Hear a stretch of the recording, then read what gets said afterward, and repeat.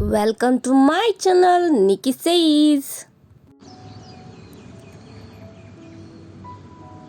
ನಮ್ಮ ಹೊಸ ಏಕಕಾಲದಲ್ಲಿ ಸಿಂಹದ ಮನೆಗೆ ಬಂದ ನರಿಮರಿ ಕತೆ ನೋಡಿ.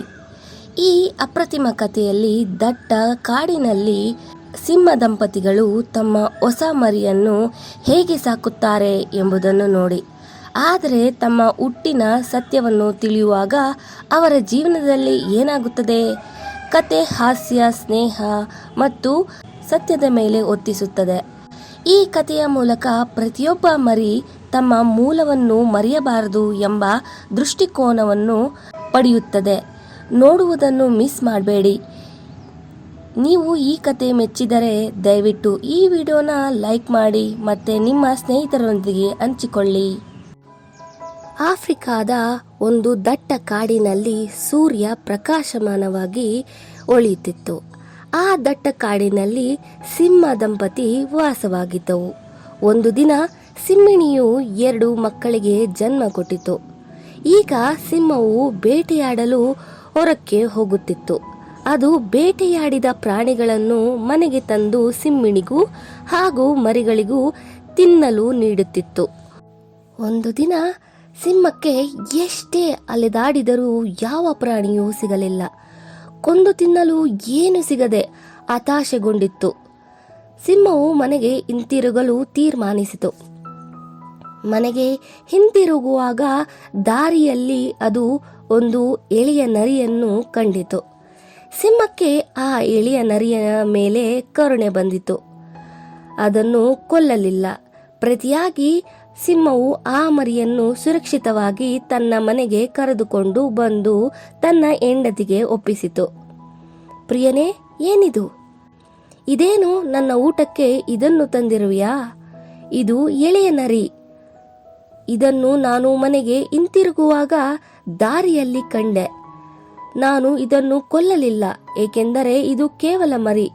ಹಾಗಾಗಿ ಇದರ ಬಗ್ಗೆ ತೀರ್ಮಾನ ನಿನಗೆ ಸೇರಿದ್ದು. ನೀನು ಇಷ್ಟಪಡುವುದಾದರೆ ನೀನು ಈ ಮರಿಯನ್ನು ಕೊಂದು ತಿನ್ನಬಹುದು. ನೀನೇ ಈ ಮರಿಯನ್ನು ಕೊಲ್ಲಲಿಲ್ಲ. ನಾನು ಕೂಡ ಇದರ ಜೀವನವನ್ನು ಉಳಿಸುತ್ತೇನೆ. ನಾನು ಈ ನರಿಯ ಮರಿಯನ್ನು ಸಹ ನನ್ನ 3ನೆಯ ಮಗ ಎಂದು ಭಾವಿಸುತ್ತೇನೆ ಮತ್ತು ಸಾಕುತ್ತೇನೆ ಎಂದು ಸಿಂಹಿಣಿ ಹೇಳಿತು. ಈ ಪ್ರಕಾರ ಈ ಸಿಂಹ ದಂಪತಿ ಹೊಸದಾಗಿ ಬಂದಿದ್ದ ಮರಿಯನ್ನು ತಮ್ಮ ಸ್ವಂತ ಮಗುವಿನ ರೀತಿ ಸಾಕಲು ತೀರ್ಮಾನಿಸಿದವು.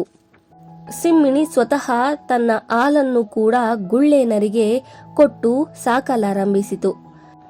ಬಹುಬೇಗನೆ ಗುಳ್ಳೆ ನರಿ ಮರಿಯು ದಪ್ಪವಾಗಿ ಆರೋಗ್ಯವಾಗಿ ಬೆಳೀತು. ಈ 3 ಮರಿಗಳು ತಮ್ಮ ನಡುವೆ ಯಾವುದೇ ತಾರತಮ್ಯವಿಲ್ಲದೆ ಒಟ್ಟಾಗಿ ಬೆಳೆದವು. ನರಿಯ ಮರಿಯು ಸಿಂಹದ ಮರಿಗಳೊಡನೆ ತಾನು ಕೂಡ ಅವರಲ್ಲೊಬ್ಬ ಎಂಬ ರೀತಿಯಲ್ಲಿ ಆಟವಾಡುತ್ತಿತ್ತು. ಒಂದು ದಿನ ಈ 3 ಮರಿಗಳು ಗವಿಯ ಹೊರಗಡೆ ಆಟವಾಡುತ್ತಿದ್ದಾಗ ಒಂದು ಆನೆಯು ಗೀಳಿಡುತ್ತಾ ಬರುತ್ತಿರುವುದನ್ನು ನೋಡಿದವು. ಆನೆಯ ಅಗಾಧವಾಗಿರುವ ಶರೀರವನ್ನು ಹೊಂದಿದ್ದರಿಂದ ಸಿಂಹದ ಮರಿಗಳು ಆನೆಯನ್ನು ಕಂಡು ಕೋಪದಿಂದ ಕೆರಳಿದವು. ಸಹಜ ಪ್ರವೃತ್ತಿಯಿಂದ ಗರ್ಜಿಸುತ್ತಾ ಅದರ ಮೇಲೆ ದಾಳಿ ಮಾಡುವ ಭಂಗಿಯನ್ನು ಪ್ರದರ್ಶಿಸಿದವು. ಆದರೆ ನರಿಮರಿಯು ಕೂಗಿ ಕೊಂಡಿತು, ನಿಲ್ಲಿ! ಈ ದೊಡ್ಡ ಪ್ರಾಣಿಯ ಹತ್ತಿರ ಹೋಗಬೇಡಿ, ಅದು ನಮ್ಮ ಶತ್ರು. ನರಿ ಕೂಗುತ್ತಾ ತನ್ನ ಗವಿಯ ಕಡೆಗೆ ಹಿಂದಕ್ಕೆ ಓಡಿತು. ಮೊದಲ ಬಾರಿ ಸಿಂಹದ ಮರಿಗಳಿಗೆ ಹೇಡಿತನದ ಪರಿಚಯವಾಯಿತು. ಇದು ಅವುಗಳ ಸ್ವಭಾವದಲ್ಲಿ ಇರಲಿಲ್ಲ.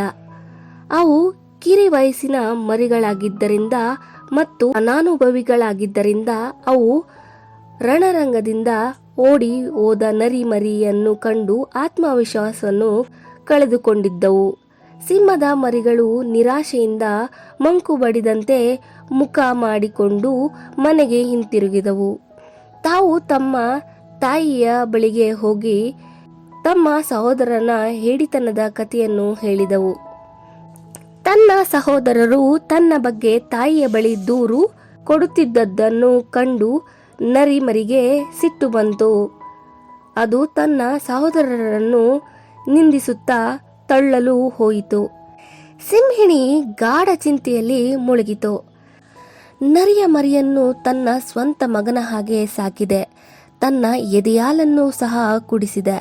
ಆದರೂ ಅದರ ಸ್ವಭಾವವನ್ನು ಬದಲಾಯಿಸಲು ಆಗಲಿಲ್ಲ. ನರಿಯ ಮರಿಯ ಜೀವಕ್ಕೆ ಅಪಾಯವಾಗುವ ಮೊದಲು ಅದಕ್ಕೆ ಅದರ ಹುಟ್ಟಿನ ಬಗ್ಗೆ ಸತ್ಯ ಸಂಗತಿಯನ್ನು ಬಹಿರಂಗಪಡಿಸುವುದು ಒಳ್ಳೆಯದು ಎಂದು ತೀರ್ಮಾನಿಸಿತು.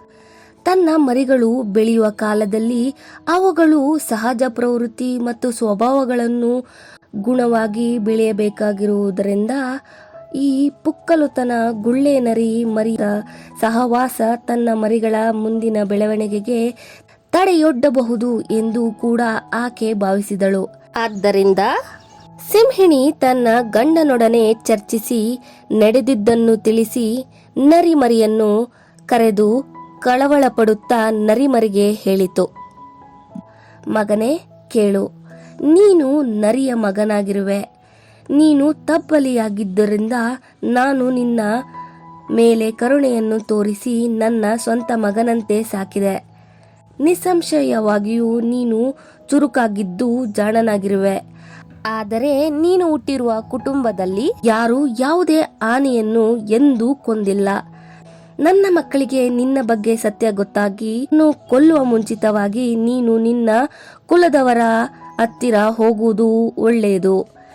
ನರಿಮರಿಯು ಸತ್ಯವನ್ನು ಕೇಳಿ ವಿಪರೀತ ಭಯಪಟ್ಟಿತು. ಅದು ಗವಿಯನ್ನು ಬಿಟ್ಟು ತನ್ನ ಸ್ವಂತದ ಕುಲದ ಜತೆಯಲ್ಲಿ ವಾಸಿಸಲು ದಟ್ಟ ಕಾಡಿನೊಳಗೆ ಓಡಿ ಹೋಯಿತು. ಈ ಕಥೆಯ ನೀತಿ ಕಮೆಂಟ್ನಲ್ಲಿ ನೀವು ಟೈಪ್ ಮಾಡಿ. ಪ್ರೋತ್ಸಾಹ ನೀಡಲು ಲೈಕ್ ಮಾಡಿ, ಶೇರ್ ಮಾಡಿ, ಸಬ್ಸ್ಕ್ರೈಬ್ ಮಾಡಿ. Thank you for watching the video. Keep watching.